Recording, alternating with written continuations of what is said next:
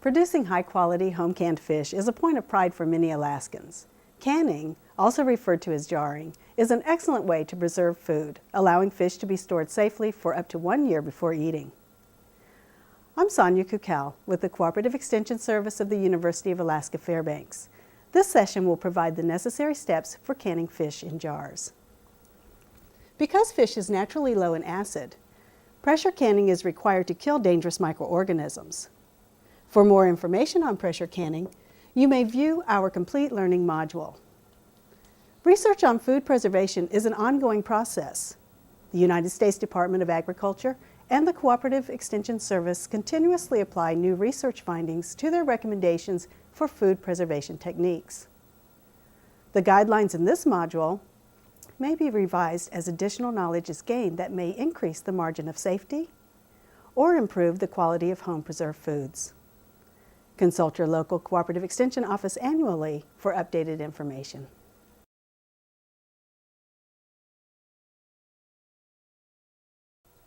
The equipment necessary for canning fish includes a pressure canner with a dial gauge or a weighted gauge, wide mouth, straight-sided jars, 2-piece self-sealing lids, jar lifter, and a sharp knife. Before you begin, read and familiarize yourself with the directions for your canner. If you don't have an instruction manual, contact the manufacturer for a new copy. Make certain that your pressure canner is in good working condition. Inspect the gasket. It should be soft, pliable, and free from defects such as rips or tears that might allow air to escape. The canner must be airtight when it's sealed. Check the safety plug to ensure that it is correctly seated. And hold the canner lid up to the light to be certain that the vent is not blocked. If you're using a dial gauge, have it checked annually for accuracy. Dial pressure gauges may be checked by your local extension agent. Half-pint, pint jars, or quart jars may be used for canning fish. Make sure you follow the specific instructions for the jar size you choose. Procedures and processing times for the quart-sized jars are different. Be sure to use wide-mouth, straight-sided jars, as they are easier to fill. You will use 2-piece lids to seal the jars. The flat lid has a sealing compound. The ring holds the lid in place until the jar is sealed. Lids cannot be reused. Use new lids every time you can. The rings may be reused if they are not bent or rusty.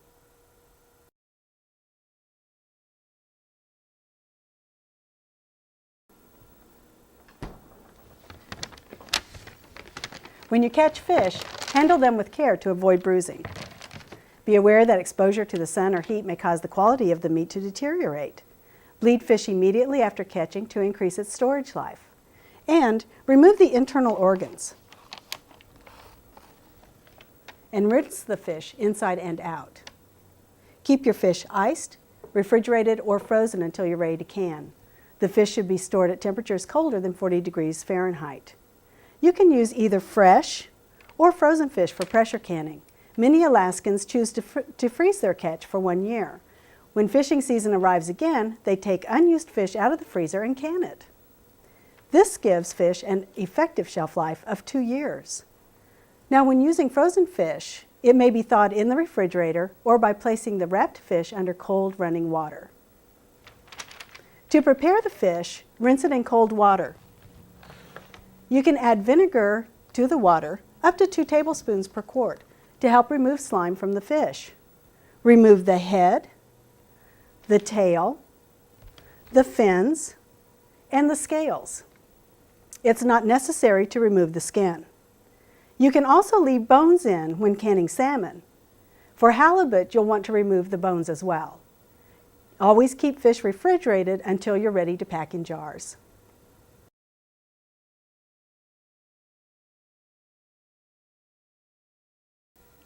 In preparation for canning, wash your jars in hot soapy water.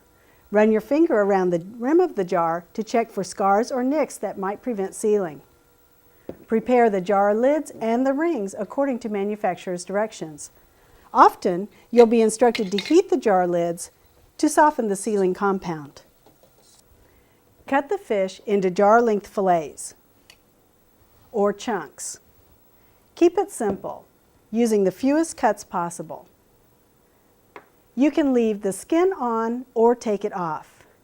There is some controversy as to whether the fish should be packed with the skin side out or in. You choose, either works. Pack the fish solidly into the jars. Press the fish to fill up as much airspace as possible. Fillets can be rolled before packing. Leave 1 inch of headspace between the fish and the top of the jar. Because salmon has a significant fat content, no additional liquid is required. When canning halibut or lean fish, up to 4 tablespoons of olive oil or vegetable oil may be added to each jar. The oil will add moisture to the product, but will also increase the calories. Salt, seasoning salt, or other spices may be added on top of the packed fish. Check the Cooperative Extension Service publication titled Add Variety to Home Canned Fish for more suggestions.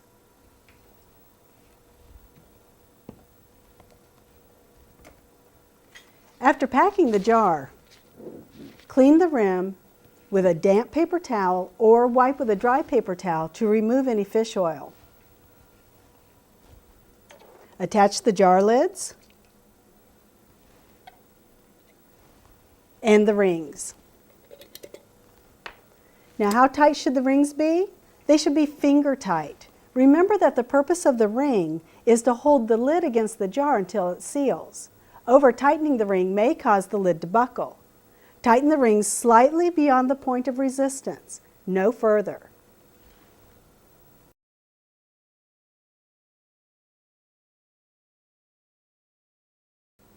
To begin the canning process, center the empty canner on the heat source and add 2 to 3 inches of water.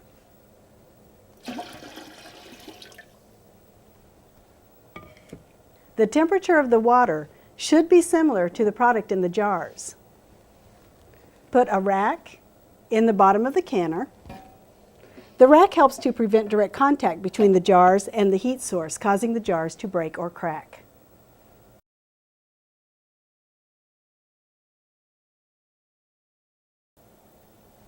Place filled jars on the rack in the bottom of the canner. If your canner is deep enough, jars may be stacked. After the first row is in, put another rack in, or offset the jars by placing one in between 2 others. When your canner is filled, fasten the lid securely. Lids only fit on one way. Most have an arrow showing where to match the lid to the handle. Be sure the lid locks completely.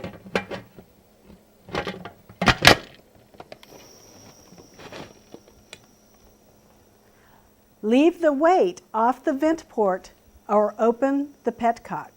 As air inside the canner heats, it expands. This pushes the excess air out of the canner through the vent port. Heat the canner at the highest setting until steady steam flows from the petcock or vent port.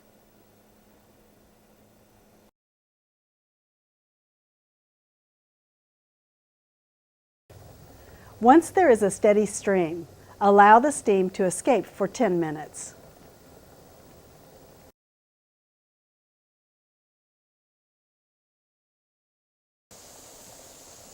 Now, close the vent by shutting the petcock or by placing the weighted gauge on the vent. The canner will pressurize during the next 3 to 5 minutes.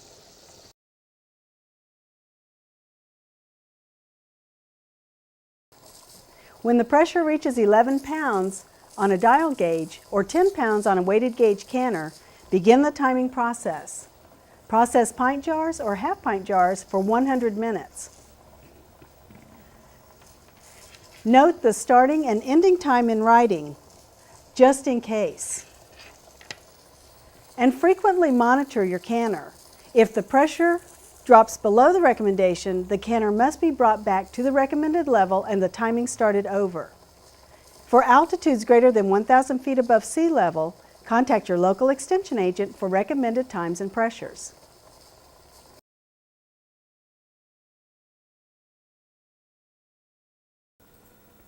Now, if you decide to use quart jars, there are specific procedures to be followed. When using larger quart-sized jars, more time is required to heat the product thoroughly. The total time it takes to heat and vent the canner filled with quart jars should never be less than 30 minutes. The total time may be more than 30 minutes, especially if you have tightly packed jars, are using cold fish, or a larger sized canner such as this one. Once you close the vent and bring the canner up to the recommended pressure, process the quart jars for 160 minutes or 2 hours and 40 minutes.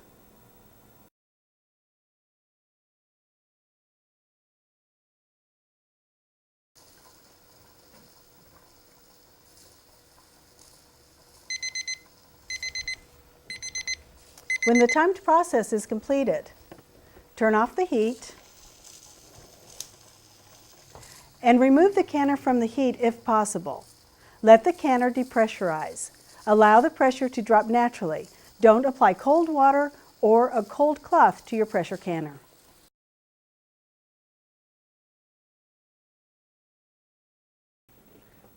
After 30 to 45 minutes, check to see if the pressure has dropped by tipping the weight or checking the dial gauge. Open the vent when the pressure reaches 0 or no steam escapes when the weight is tipped. Then wait 10 minutes.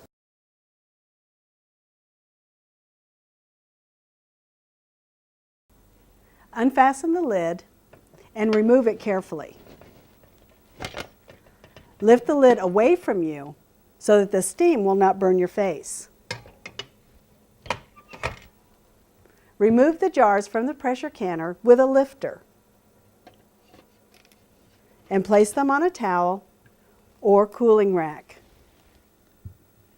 Allow the jars to cool for 12 hours before moving them again. Never rush the cooling process or your jars may break.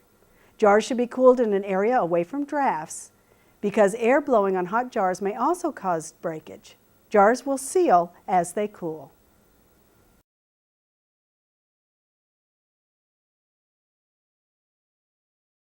When the canning process is complete and your jars have cooled for 12 hours, check the seals by tapping the jar lids.